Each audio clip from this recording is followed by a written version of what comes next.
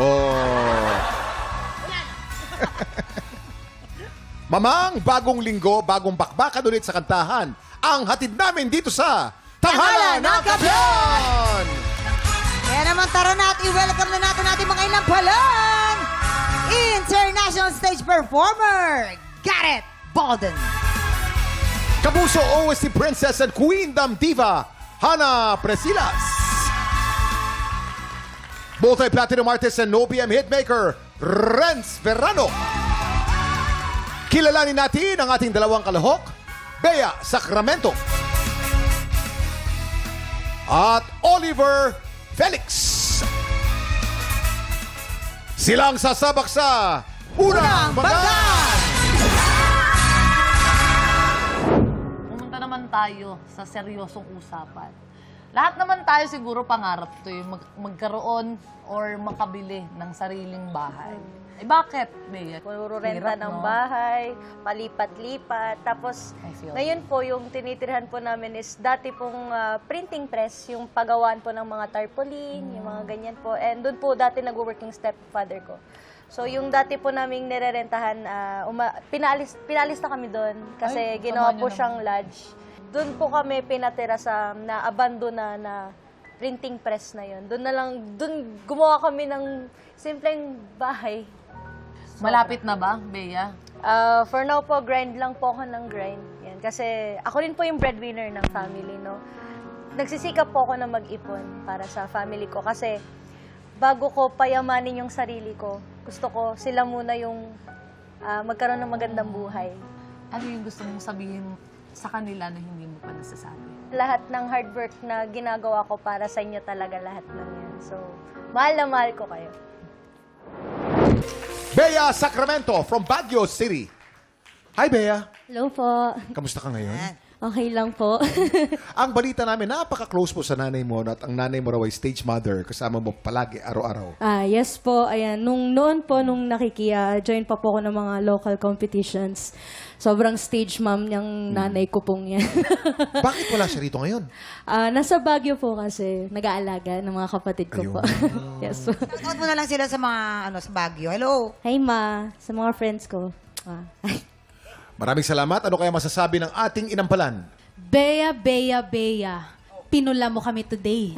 At Whitney Houston mo naman kami ngayon. Gusto ko yung confidence mo, ha. Gusto ko yung tindig niya sa stage. Talagang dinala niya yung sarili niya, yung kwento ng kanta. Pero maliban doon, napansin ko rin na pagdating naman sa mga falsetto at sa low notes, medyo nagsha-sharp ka lang. Lumalagpas lang siya. Kapag may ginagawa ka ring adlibs or mga kulot, hindi lang talaga siya naglaland dun sa dapat niyang puntahan, yung mga notes na yun, okay? Pero talagang nangibabaw sa akin, magaling kang storyteller. Salamat po. Yun lang, Bea. Thank you so much po. Hi, Bea. Hi, Kuya Garth. Mamang, Kuya Kim, magkasama kami ni Bea before sa singing competition. Ganon. Yes. And siya yung pinaka-youngest na contestant nun. And it's so nice to see you again, trying and performing here on stage. And may share ko lang, syempre hindi ako nanalo sa singing competition, pero hindi ako tumigil, nagpatuloy ako. And just like now, and it's nice really seeing you and performing, and lalo ka pang gumaling. Ang siguro masasabi ko lang, connection dun sa sinabi ni Hana kanina, yung sa feelings kasi, bago ka nagsimula kanina kumanta, napansin ko na kaagad na bored ka na dun sa train ng feelings nung song. Narinig mo pa lang yung tunog, yung intro ng music mo.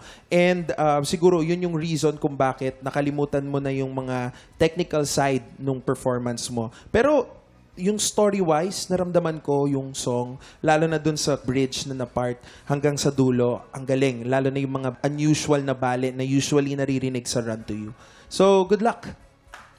Thank you po. Bea, mahirap yung kanta, so medyo kailangan mag-ingat ka sa mga adlib.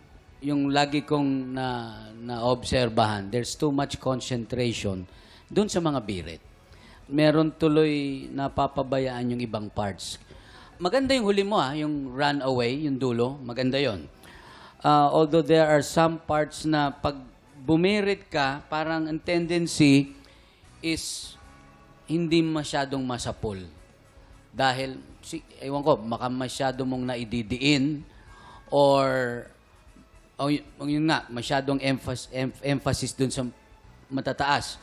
Kailangan, pag kumanta siguro, huwag ka masyadong mag-concentrate doon dahil nadadali mo naman eh.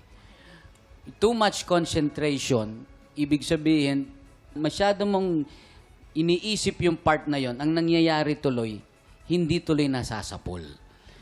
Kantahin mo lang, mag-enjoy ka na magkumanta para mas maganda yung performance. Thank you po. Maraming salamat sa ating inampalan.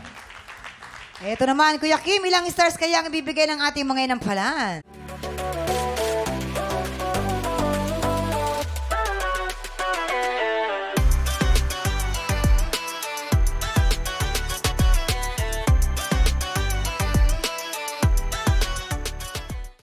Big Tropa, pinanood mo hanggang sa dulo itong video na ito?